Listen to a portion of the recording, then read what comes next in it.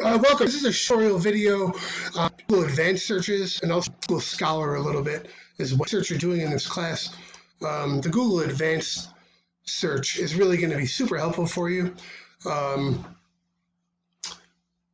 think it's an amazing resource for the kind of research paper you're doing in this class, and you can use it for personal research, for research in other classes. It's very simple, but a couple really helpful tips on kind of using Google in a little bit more advanced way than you might be used to.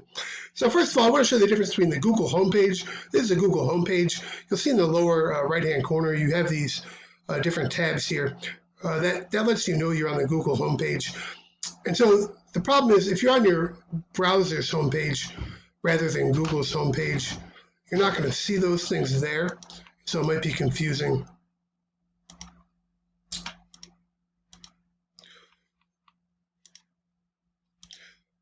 But anyway, they are here because we're on Google's homepage. What you want to do is just type in google.com, and then it brings you to Google's homepage. Okay, and so anyway, you're at Google's homepage. Most people would just use the search bar right here, right? And then you get your results and so forth. But there's a way to filter the results, and there's one way to filter the results that is extremely helpful. So how do you do that? Okay, so you go down to the bottom here to Settings. Click that open, and then you go to Advanced Search. Pretty simple. That's going to take you to a page that almost looks like it's a database. So most people don't need to do this when they're searching on Google. You're searching on Google for a recipe for squash or something like that. You don't need to do it in Advanced Search. But when you're doing scholarly research, you do need to do an Advanced Search. And the reason why is usually if you're doing a scholarly research, you want to find certain types of sources. Specifically, you want to find sources that are published by certain entities. And so, there are different websites have different domain names. It's just like the last three letters. And so I'm sure you've heard of this. You've got .com, those are commercial websites. You've got .org, those are nonprofit websites. You've got .edu, those are educational websites. And then you've got .gov, and those are government websites. And so if we're doing scholarly research, it's not to say that you can't use any .coms, because newspapers and magazines are .coms. There are plenty of credible magazines and newspapers, of course. But if you're doing scholarly research, it's probably more helpful for you to use the filters for .edu and .gov, because those are like kind of more credible. And you might even find peer-reviewed literature online for free by doing .gov and .edu searches. And if for the most part, anything published under a .edu or .gov domain name has a certain level of credibility that .coms generally don't have. So anyway, this is a little bit more complicated, but I'll just show you how to filter by that domain name. And so, the first search bar, this is just essentially your search bar. And so I'm going to type in something that's interesting to me. I like the critic Mark Fisher. So I'm going to type his name in here. I'm doing a Boolean search if you didn't notice. He has this idea called popular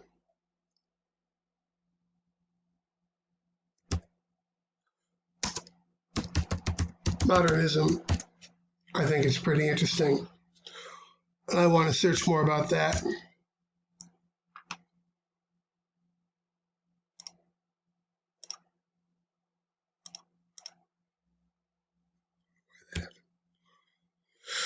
So there it is. And so maybe I can just do it like that and see what comes up without any filter.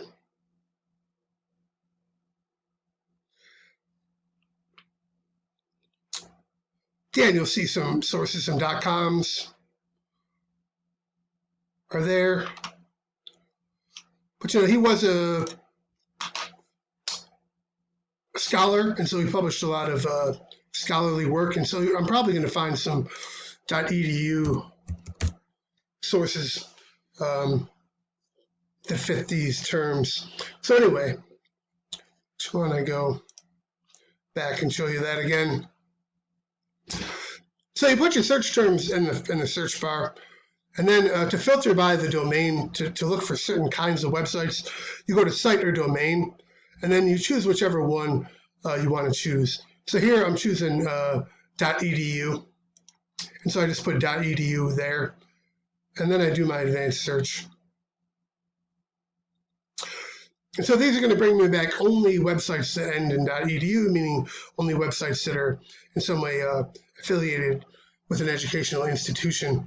And so here I've got a couple of articles about Mark Fisher that are on the website academia.edu, where scholars kind of publish their work for the public.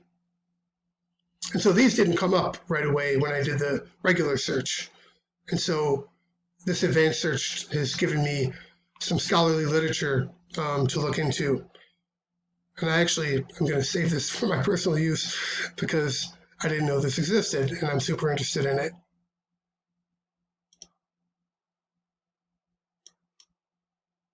The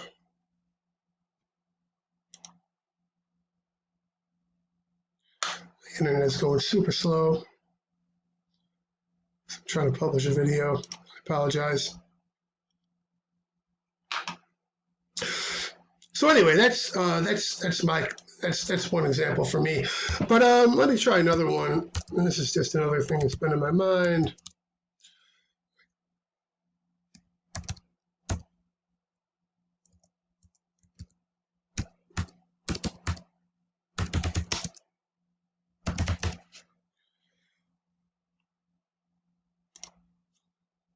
I've been looking into anti-inflammatory diets recently. And so you put the search term there, anti-inflammatory diet. Maybe I'll put it, do a phrase search. And then I'm going to go down to the site or domain. So I could do .edu. I could also do .gov. Why don't I try .gov for this one? Because, the National Institute of Health and other government agencies, they publish all kinds of research that's available online, for free access to anyone. And so, for the anti-inflammatory diet, why would I want to choose a .gov instead of just getting anything from the internet? Well, when it comes to medical advice, it's pretty important who you're getting that advice from. And so the government's not going to publish anything that is of questionable credibility about health. And so you can trust the .govs when it comes to health, and you can trust the .edus when it comes to health. .coms, you might get a bunch of kind of weird, theories that aren't really true. But anyway, anti-inflammatory diets. So the National Institute of Health is the first thing that came up. And some of these are going to be peer-reviewed articles published by the National Institute of Health. So if you're thinking of doing anything in health or wellness, doing it Google Advanced with the .gov filter, really helpful. And so this is a regular, this would also count as a peer-reviewed article. And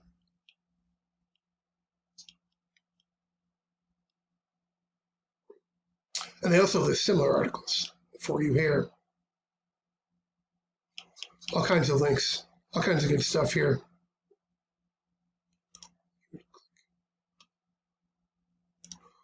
Let's see what else we have.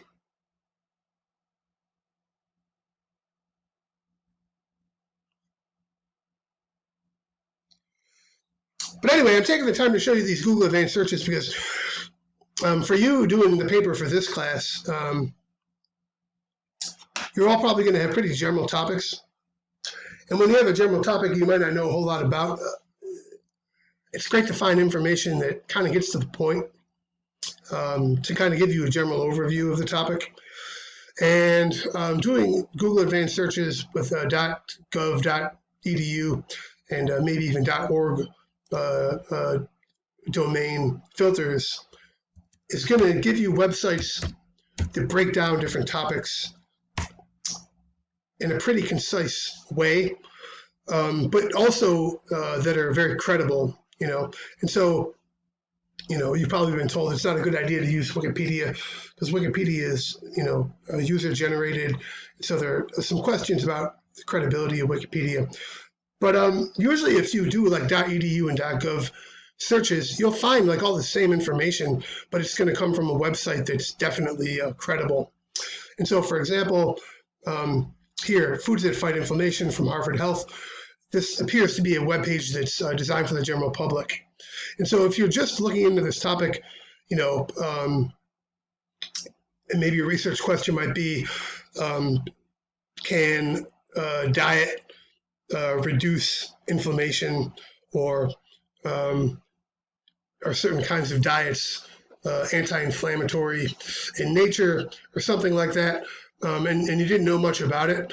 Looking at a general web page meant for the general public could be a super great way to get started, just to get an overview. And they might provide you with some links.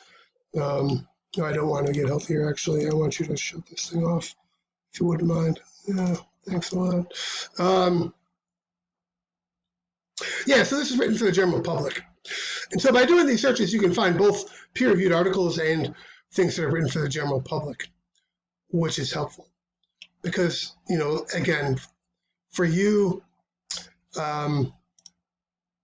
finding sources that are kind of written for the general public will be a good way to get started. And then you can find your peer-reviewed articles once you kind of have a general overview of your topic. But there are going to be all kinds of different pages, .edu pages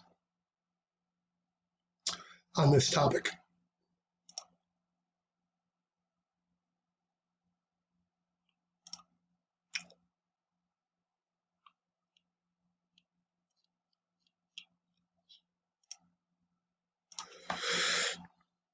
Okay, so just to recap what I just went through on Google Advanced Searches, it's pretty simple. You go to google.com. You can't do it from your browser's homepage. You go down to Settings. You go to Advanced Search.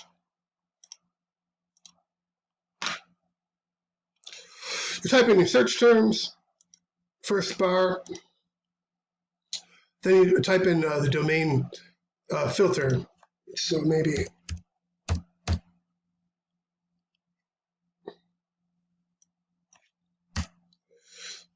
And that's really it.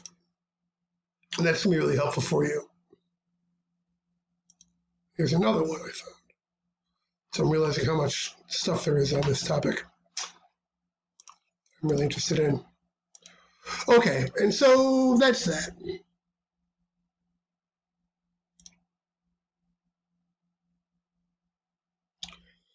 And finally, what I want to do, I want to talk a little bit about Google Scholar.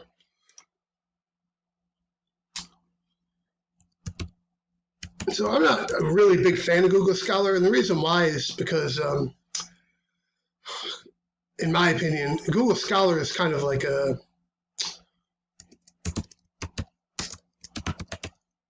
less good version